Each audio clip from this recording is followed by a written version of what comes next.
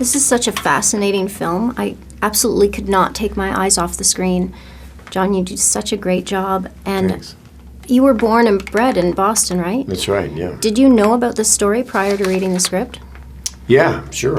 I read the story when it came out, and it was very. It caused quite a. I mean, yeah, it rocked the city of Boston, and you met Ben before the shooting began.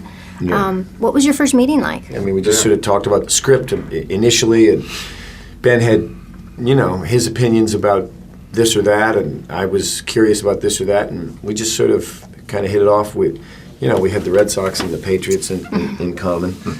From the beginning, I mean, literally, I got the script, read the script, the next day we went, I think I took the train the next day to Boston, and we had lunch, and then right up until, we were and shooting, and then I think he was there even after I left. Kind of acting as a consultant to scenes, all through the film. So he was incredibly helpful. Did you spend time on set? Yes, I came to Toronto for 3-4 days. A lot of the movie was filmed up here, as you know, and I came up during the scenes that John was going to be in mostly. What was the most surprising thing about filming? How boring it is. Yeah, that's. I have to say that's true. I was struck by. Just things I didn't know. They'd film a scene over and over and over again, and I was saying to myself, as if I were, had a direct line to Tom McCarthy. Enough already. We get it. Let's go on to the next one. But no, they're doing cutaways and a lot of technical stuff, and so that was illuminating. John, what was it about this script that when you read it, you said, I have to be part of this? You don't read that many scripts with the kind of ensemble nature of this one. And just, it's a great story, but I knew that I'd worked with Tom before and we're friends, and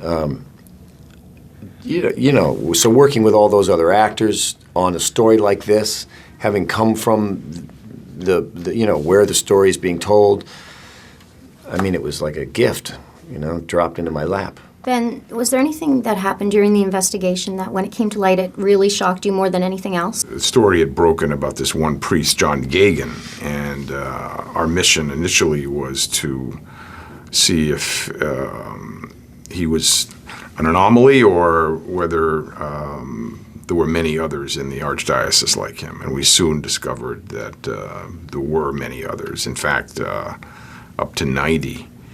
And that was just a staggering number. So I guess that was the most surprising thing. Did the Spotlight team actually feel that they had missed the boat when they could have covered it earlier? That's how it's portrayed in the movie. Yeah. It's nice that the film shows that, because it shows that we're human and made mistakes. It wasn't all a success.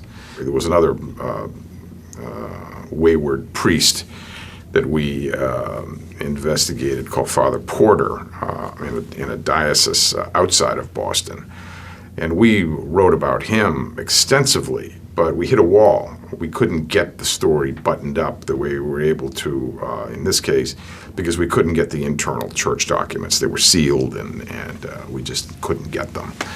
So I don't know that I'd consider that a failure. It's part of the It looks process. like an incredibly tough job being an investigative journalist. It is. Yeah. It is. John, what can we Not see as you hard in? as being an actor, though. No? Brutal. Oh, yeah. What can we see you in next? What projects do you have coming up? This is it right now. I'm looking for a job. So if you have anything, I'm totally open to reading it. I'll keep my ears open. Thank you so much, Thank both, you. for talking to me today. you.